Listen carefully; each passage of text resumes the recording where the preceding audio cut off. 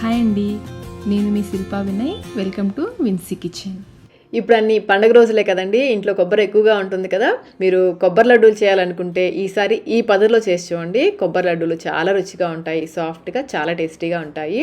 ఎప్పుడు చేసే కొబ్బరి లడ్డూలా కాకుండా ఈసారి ఇంకొంచెం హెల్తీగా చేశాను కొబ్బరి లడ్డూలు.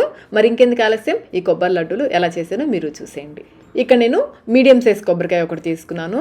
కొబ్బరిని చిన్న చిన్న ముక్కలుగా కట్ చేసుకుని మిక్సీ జార్లో వేసేసి మధ్య మధ్యలో ఆపుకుంటూ స్పూన్తో కలుపుకుంటూ గ్రైండ్ చేసుకుంటే చక్కగా మీకు తురిమినట్లుగా వస్తుంది. ఇలా గ్రైండ్ చేసుకున్న కొబ్బరిని ఒకసారి కొలుచుకుందాము. కొలుచుకుంటే మనకి బెల్లం ఎంత వేసుకోవాలో తెలుస్తుంది. నాకైతే ఈ కప్పుతో 2 కప్పుల కొబ్బరి తురుము వచ్చింది. ఇలా కొలుచుకుని పక్కన పెట్టేసుకోండి. ఇప్పుడు స్టవ్ పైన ప్యాన్ పెట్టేసుకుని మనం కొబ్బరి తురుము ఏ కప్తో కొలుచుకున్నామో అదే కప్తో 1/2 కప్ నువ్వులు వేసుకుని ఈ నువ్వులు చిటపట్లాడేంత వరకు వేయించుకోవాలి. నువ్వులు వేగాక వీటిని ఒక ప్లేట్లోకి తీసుకుని పూర్తిగా చల్లారనివ్వాలి.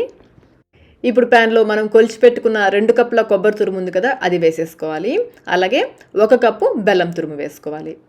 ఈ కొబ్బరి తురుము బెల్లం బాగా కలిసేలాగా కలుపుకోవాలి. బాగా కలిపేసుకుని మూత పెట్టేసి ఫ్లేమ్ని లో మీడియంలో పెట్టేసి కొంచెం సేపు ఉడికించుకోవాలి. 2-3 నిమిషాల తర్వాత మూత తీసుకుని ఒకసారి కలుపుకోవాలి. వేడికి బెల్లం కొంచెం కరుగుతుంది. అలాగే కొబ్బరిలో కూడా తడి ఉంటుంది కదా, ఆ తడికి వేడికి బెల్లం చక్కగా కరుగుతుంది.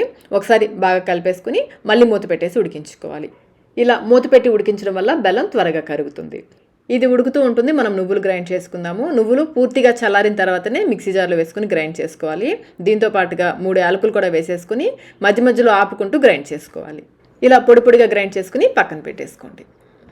బెల్లం చూడండి చక్కగా కరిగి కొబ్బరిలో బాగా కలిసిపోయింది కదా. ఇలా కలిసిన తర్వాత ఇంకా మూత పెట్టకుండా ఉడికించుకోవాలి. ఫ్లేమ్ని లోకి మీడియంకి అడ్జస్ట్ చేసుకుంటూ ఇది బాగా దగ్గర పడేంత వరకు ఉడికించుకోవాలి. ఇప్పుడైతే ఇది కొంచెం తడితడిగా ఉన్నట్లు అనిపిస్తుంది. ఆ తడంతా పోయి ఇది కొంచెం దగ్గర పడేంత వరకు కొంచెం స్టిక్కీగా అవుతుంది. అప్పటి వరకు మధ్య మధ్యలో కలుపుకుంటూ ఉడికించుకోవాలి. చూడండి బాగా దగ్గరగా ఉడికింది కదా. మీరు ఇంకా ఉడికిందో లేదో చెక్ చేసుకోవడానికి ఒక ప్లేట్ తీసుకుని అందులో ఈ మిశ్రమాన్ని వేసి చేతిని కొంచెం తడుపుకోండి కాలకుండా. దగ్గరగా చేశారంటే చక్కగా ఒక బాల్ లాగా రావాలి.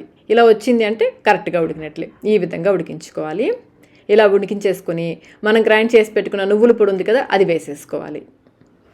ఈ పొడి ఇందులో బాగా కలిసేలాగా కలుపుకోవాలి. ఇప్పుడైతే ఫ్లేమ్ కంప్లీట్గా లోలో ఉండాలి. ఫ్లేమ్ని లోలో పెట్టేసుకుని ఈ నువ్వుల పొడి కొబ్బరిలో బాగా కలిసేలాగా కలుపుకోవాలి. కొంచెం ఫాస్ట్గా కలిపేసుకోవాలి.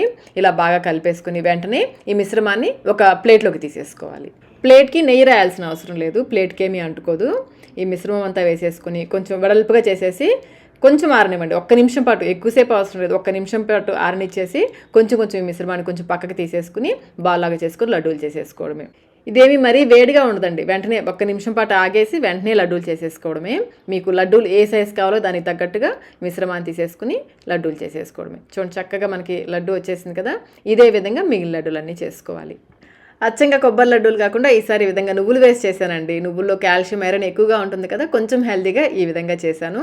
మీకు ఇంకా మంచి రౌండ్ షేప్ రావాలంటే ఇలా రోల్ చేసుకోండి. కొబ్బరి లడ్డూలు మంచి షేప్లో వస్తాయి. అంతేనండి, ఎంతో టేస్టీ ఇంకా హెల్తీ కొబ్బరి నువ్వుల లడ్డూలు అయితే రెడీ అయిపోయాయి. ఈసారి కొబ్బరి లడ్డూలు చేయాలనుకుంటే ఈ విధంగా తప్పకుండా ట్రై చేయండి. ట్రై చేసి మీకు టేస్ట్ ఎలా అనిపించిందో మాకు కమెంట్ రూపంలో తెలియచేయండి. వీడియో నచ్చినట్లయితే లైక్ చేయండి, మీ ఫ్రెండ్స్కి, ఫ్యామిలీ మెంబర్స్కి షేర్ చేయండి. ఇలాంటి మరిన్ని రెసిపీస్ కోసం మన ఛానల్ని సబ్స్క్రైబ్ కూడా చేసుకోండి. Thank you.